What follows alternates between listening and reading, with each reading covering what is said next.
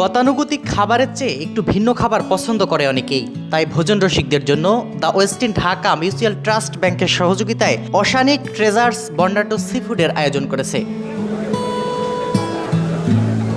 বুধবার বিকেলে হোটেল ওয়েস্টিনে আয়োজিত এক সংবাদ সম্মেলনে এসব তথ্য জানান ইউনিক হোটেল অ্যান্ড রিসোর্ট লিমিটেডের সিইও সাখাওয়াত হোসেন।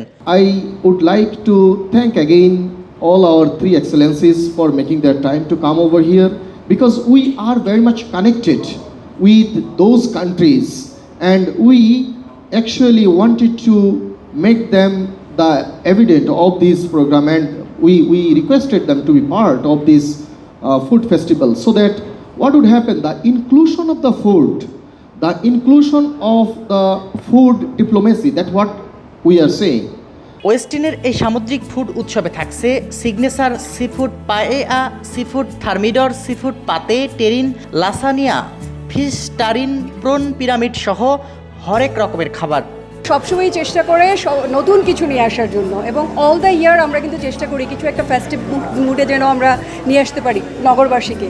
কারণ একটা মনোটোনাস লাইফ থেকে একটু ভিন্ন একটা আয়োজন থাকলে সবাই একটু এনজয় করবে। কারণ একই ফুড প্রতিদিন বাসায় ভালো লাগে না, দেখেই তো আমরা রেস্টুরেন্টগুলোতে আসি।